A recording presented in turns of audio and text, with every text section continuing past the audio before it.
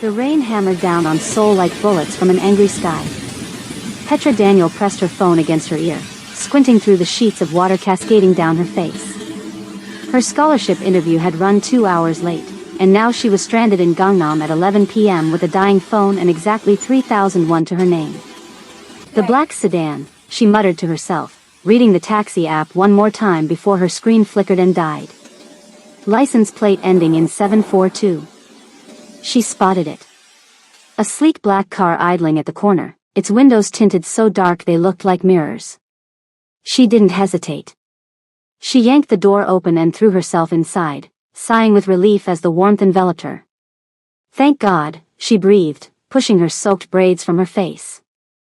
I thought I was going to drown out there. Myeongdong, please. Near the university. Silence. Petra looked up, and her blood turned to ice. This was not a taxi. The interior was all black leather and chrome, reeking of money and danger.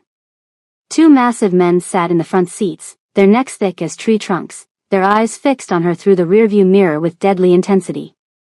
But it was the man beside her who stopped her heart. He sat in the shadows like a king on his throne, his long legs crossed, his posture radiating power that made the air feel thin. His face was carved from marble, sharp cheekbones, a jaw that could cut glass, lips pressed into a line so cold it burned. His eyes were the darkest she had ever seen, black as the suit he wore, black as the rain-soaked night outside. Those eyes pinned her in place like a butterfly on a board. Who are you? His voice was low, smooth, and absolutely terrifying. It reminded her of silk wrapped around a blade. Petra's mouth opened and closed. No sound came out. One of the men in front reached into his jacket, and she saw the glint of metal. A gun. Her stomach dropped to her feet. I asked you a question. The man beside her leaned forward, and she caught his scent, something dark and expensive that made her dizzy. And I don't like repeating myself. I'm sorry. The words exploded from her lips. I made a mistake. I thought this was my taxi. My phone died and I couldn't see properly in the rain and I just saw a black car and I'm so sorry. Please don't kill me. I have a final exam on Monday and my grandmother will be devastated if I die before I become a doctor. The silence that followed was so thick she could taste it. Then, impossibly, the corner of the man's mouth twitched. Your grandmother, he repeated. Yes. She sold her goats to send me to Korea. All 12 of them. Do you know how much she loved those goats? The man stared at her for a long moment. Petra was certain she was about to die. She had survived growing up in Lagos, survived the impossible entrance exams, survived 6 months of culture shock in Seoul, and now she was going to be murdered by the most beautiful, terrifying man she had ever seen because she got into the wrong car. 12 goats, he said slowly. 12 goats, she confirmed, her voice cracking. He made a small gesture with his hand, and the man in front lowered his weapon. Petra nearly collapsed with relief. Myeongdong, you said? She nodded frantically. Drive. The car slid into motion, smooth as a predator through water. Petra pressed herself against the door, trying to make herself as small as possible. She didn't dare look at the man beside her, but she could feel his gaze on her like a physical weight. 20 agonizing minutes later, the car stopped near her dormitory. Petra fumbled for the door handle, desperate to escape. Wait. She froze. The man reached into his jacket. She squeezed her eyes shut, waiting for the bullet. Instead, she felt something pressed into her hand. She opened her eyes to see a thick envelope. For the taxi fare you missed, he said. And buy yourself an umbrella. Before she could respond, he reached across her and pushed the door open. The proximity made her breath catch. For just a moment, their faces were inches apart, and she saw something flicker in those dark eyes. Something almost human. Go. And forget this ever happened. Petra ran. She didn't stop until she was inside her building, her heart pounding so hard she thought it might burst through her chest. Only then did she open the envelope. Inside was more money than she had ever seen in her life. Enough to pay her rent for 2 years. And a black business card with a single name embossed in silver. Kang Jae-hyun. If you are already hooked and want to see what happens next, do me a quick favor. Tap that subscribe button and turn on the notification bell so you don't miss any of our stories. Trust me, this one is about to get intense. 3 weeks passed, and Petra tried to convince herself it had all been a dream. She returned the money to the university's lost and found with a made-up story about finding it on the street. She threw away the business card. She buried herself in her studies, determined to forget the dark-eyed stranger who haunted her dreams. But Seoul had other plans. It was a Tuesday evening when everything changed. Petra was walking home from her part-time job at a small restaurant, tired and aching, when she noticed the men following her. There were 3 of them, moving through the shadows like wolves stalking prey. Her heart rate spiked, but she kept her pace steady, her grandmother's voice echoing in her mind. Never let them see your fear. She turned down an alley, hoping to lose them. It was a mistake. The alley dead-ended at a brick wall. She spun around, but they were already there, blocking her exit. Their faces were hard, their eyes empty. One of them smiled, revealing a gold tooth that glinted in the dim light. "You're a hard woman to find," he said in Korean. "Our boss has been looking for you." "I think you have the wrong person," Petra said, backing up until her shoulders hit the wall. "I'm just a student. A student who got into Kang Jae-hyun's car." The man stepped closer. "A student who saw things she shouldn't have seen. Our boss wants to know what you know." "I don't know anything. I got into the wrong car." "That's it." The man grabbed her arm, his grip bruising. "Then you'll tell that to our boss yourself." Petra screamed and fought, but she was no match for 3 grown men. One of them clamped a hand over her mouth while another produced a needle. She felt the sharp sting in her neck, and the world began to blur. But before the darkness could take her completely, she heard something that made her blood run cold. Gunshots. The hands holding her suddenly released, and she crumpled to the ground. Through her fading vision, she saw a figure stride into the alley like an avenging angel. A dark coat billowed behind him, and in each hand, he held a gun that barked fire and death. The 3 men fell, one by one. Then he was kneeling beside her, and she found herself staring into those impossible dark eyes. "You again," she whispered, the drugs pulling her under. "Me again," Kang Jae-hyun replied. Then the world went black. Petra woke to silk sheets and the smell of rain. She bolted upright, her heart hammering, her eyes scanning the unfamiliar room. It was massive, decorated in shades of gray and black, with floor-to-ceiling windows that overlooked the glittering Seoul skyline. A fire crackled in a marble fireplace, and soft classical music played from hidden speakers. "You're awake." She whipped her head around. Kang Jae-hyun sat in an armchair near the window, watching her with an unreadable expression. He had shed his coat and jacket, and his white shirt was unbuttoned at the collar, revealing a sliver of skin that made her mouth go dry. "Where am I?" she demanded, clutching the sheets to her chest. "What did you do to me?" "I saved your life." His voice was flat. "Again. A simple thank you would suffice." "Thank you for kidnapping me." "I didn't kidnap you. I brought you somewhere safe." He rose from his chair and walked toward her, each step measured and deliberate. "Those men who attacked you work for Park Sung-ho. He's the head of a rival organization.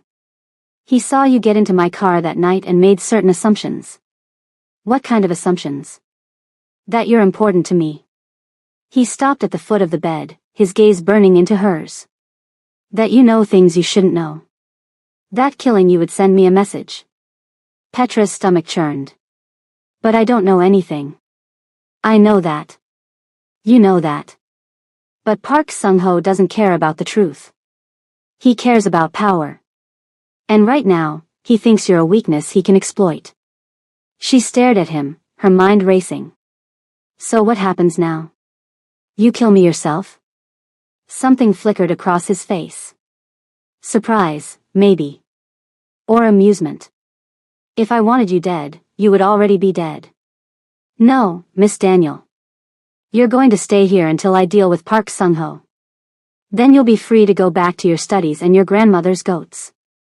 You know my name? I know everything about you." He reached into his pocket and produced a thin file. Petra Daniel, 23, from Lagos, Nigeria. Full scholarship to Seoul National University, medical program.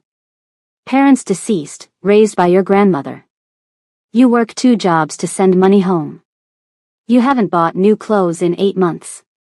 Your favorite food is jollof rice, and you cry every time you video call your grandmother. Her face burned with humiliation and rage. You had me investigated? Of course. You entered my world, Miss Daniel. I needed to know if you were a threat. And what did you decide? He looked at her for a long moment, and she saw something shift in his eyes. Something almost vulnerable. I decided that you're the most dangerous thing I've ever encountered. Before she could respond, he turned and walked toward the door. My men will bring you food and clothes. Don't try to leave. The building is heavily guarded, and the streets are far more dangerous for you now than these walls. He paused at the threshold, his back still to her. One more thing, Miss Daniel. What? My name is Jae-hyun. You should use it. Then he was gone, and Petra was left alone with her racing heart and the terrifying realization that she was trapped in the lair of a monster. A beautiful, complicated, inexplicable monster. The days that followed were the strangest of Petra's life. True to his word, Jae-hyun provided everything she needed. Clothes appeared in the closet, all her exact size, all tasteful and expensive. Food arrived 3 times a day, and when she mentioned craving jollof rice, it appeared at dinner, cooked so perfectly that tears pricked her eyes. But she was still a prisoner. The penthouse was vast and luxurious, but she couldn't leave. Guards stood at every exit, polite but immovable. Her phone had been destroyed in the attack, and Jae-hyun refused to give her a new one. You'll contact your grandmother when it's safe, he said during one of their increasingly frequent conversations. Not before. She'll worry. She'll worry more if you're dead. Petra hated that he was right. What she hated more was how much she was starting to not hate him. Jae-hyun was cold and arrogant and infuriating. But he was also brilliant and surprisingly funny when he let his guard down. He spoke 5 languages fluently and played the piano like a virtuoso. He had a scar on his left hand from protecting his mother from his father's violence, and another on his chest from the bullet that had killed his older brother. He told her these things late at night, when the fire burned low and the city sparkled below them like a sea of stars. He spoke like a man confessing to a priest, like she was the first person he had ever trusted with the broken pieces of his soul. My father built this empire on blood, he said one night, his voice rough with something she couldn't name. He was a monster. Cruel and ruthless. He killed my mother when she tried to leave. He killed my brother when he tried to protect her. Petra's heart ached. I'm sorry. Don't be.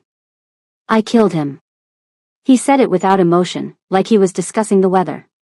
I put a bullet in his head and took everything he had built. I made it mine. I told myself I would be different. That I would have rules, codes. That I would never hurt innocents. And have you? He turned to look at her, and she saw the answer in his eyes. The weight of every terrible thing he had done. The blood that would never wash off his hands. I've tried, he said quietly. But this world doesn't allow for saints. She should have been horrified. She should have been disgusted. But all she felt was an overwhelming urge to reach out and touch him, to smooth the lines of pain from his face. My grandmother has a saying, she said softly. She says that God doesn't call the perfect. He calls the willing. Maybe you can't undo what you've done. But you can choose what you do next. Jae-hyun stared at her like she had spoken in tongues. Like she had offered him salvation he didn't deserve. Why aren't you afraid of me? He asked, his voice barely a whisper. I don't know, she admitted. Maybe I should be. But when I look at you, I don't see a monster. I see a man who's been carrying too much weight for too long. The air between them crackled with electricity. He reached out, his hand hovering near her face, and she forgot to breathe. Then he pulled back, his expression shuddering. Go to sleep, Miss Daniel. Petra, she corrected. If you're Jae-hyun, I'm Petra. Something softened in his eyes. Petra. Go to sleep. She did, but she dreamed of dark eyes and broken souls and a love that could never be. A week later, the first attack came. Petra was in the kitchen, attempting to make breakfast, when the windows exploded inward. She screamed as glass rained down, and then arms were around her, dragging her to the floor as gunfire erupted through the penthouse. Stay down. Jae-hyun's voice was ice and steel. He was on top of her, shielding her with his body, and she could feel his heart pounding against her back. What's happening? Park Sung-ho. He found us.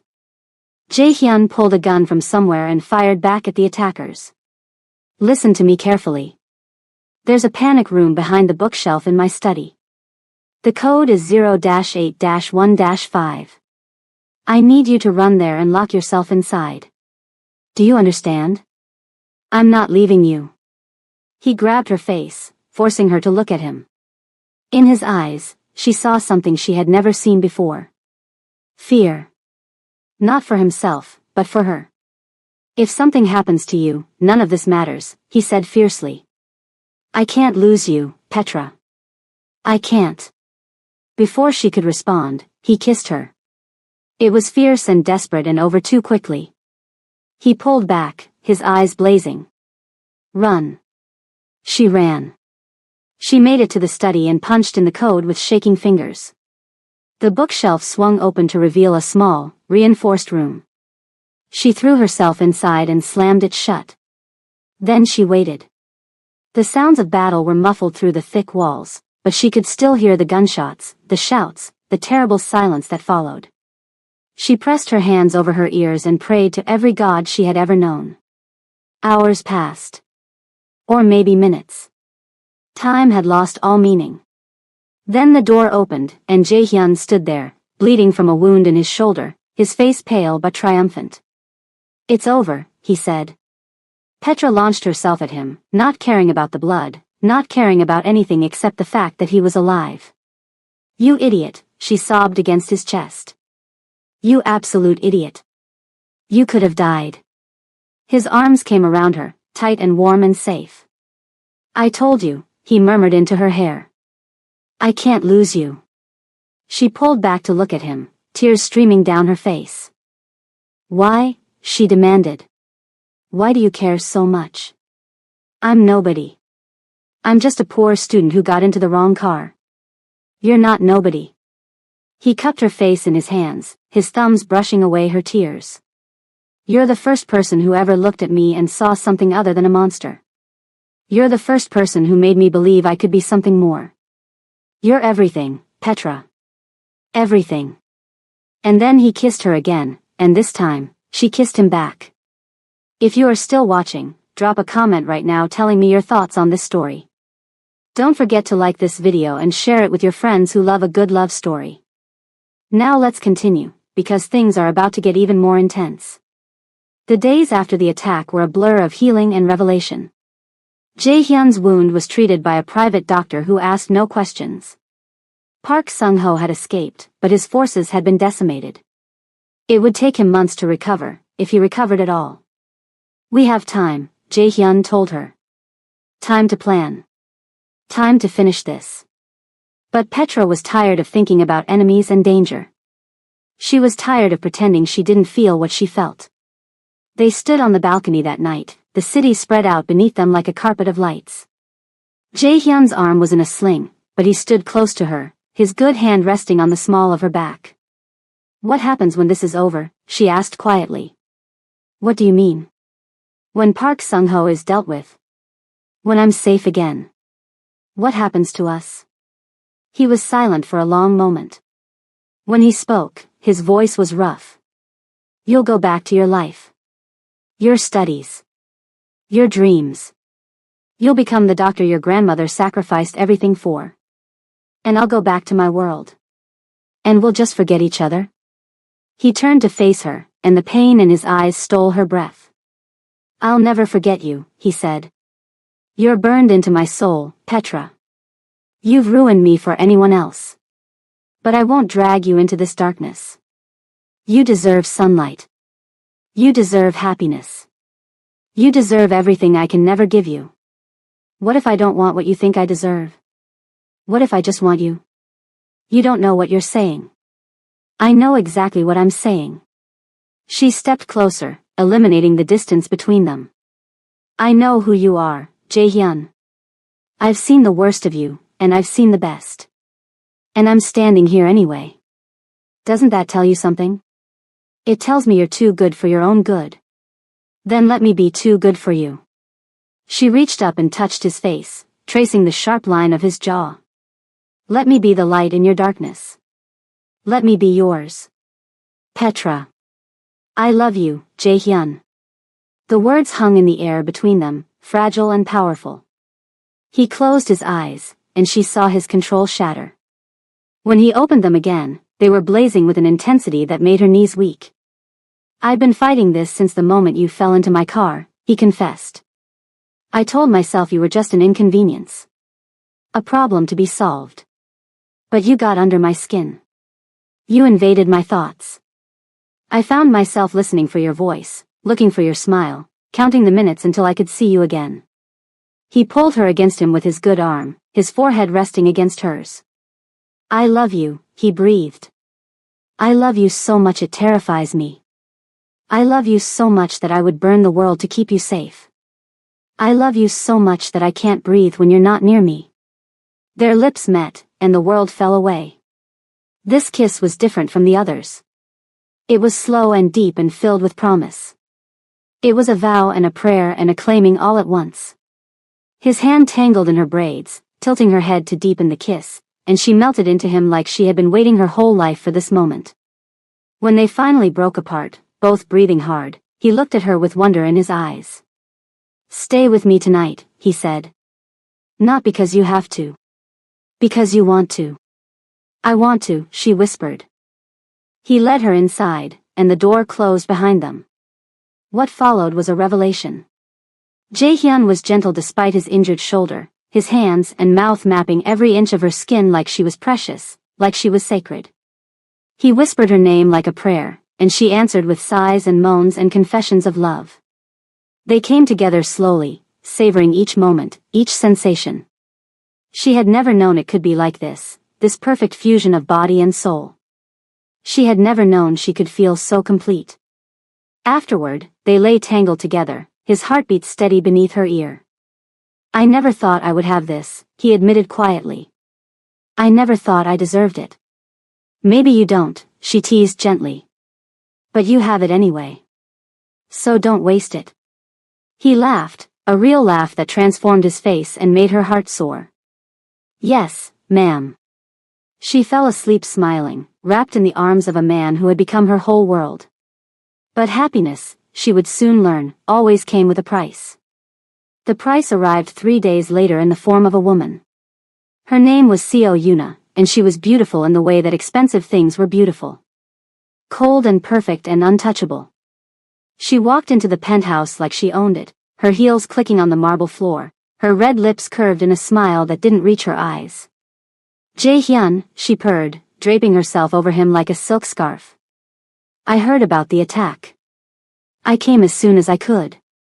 Petra stood frozen in the doorway, watching as this stunning woman pressed her body against the man she loved. Jae-hyun disentangled himself firmly, putting distance between them. Yuna. I wasn't expecting you. I wanted to surprise you. Her eyes slid to Petra, assessing and dismissing in a single glance. Who's this? New staff. This is Petra, Jae-hyun said evenly. She's a guest. A guest. Yuna's smile sharpened. How lovely. But surely you haven't forgotten our arrangement? Our families have had an understanding for years. There is no arrangement, Yuna. There never was. That's not what your mother said before she died. Or have you forgotten her dying wish?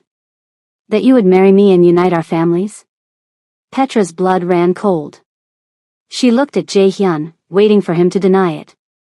He didn't. My mother wanted many things, he said carefully. But I make my own choices. Do you? Yuna stepped closer to Petra, her gaze predatory. Let me guess. Poor. Foreign. A scholarship student, perhaps? How exotic. But surely you know that a man like Jaehyun could never truly be with someone like you. You're a distraction. A toy. When he's finished playing, he'll come back to where he belongs. That's enough, Yuna. Is it?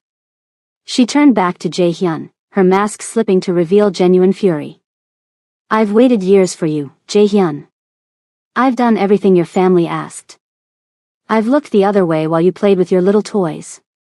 But this is different. I can see it in your eyes. And I won't accept it. You don't have a choice. Oh, but I do. Yuna's smile returned, colder than ever.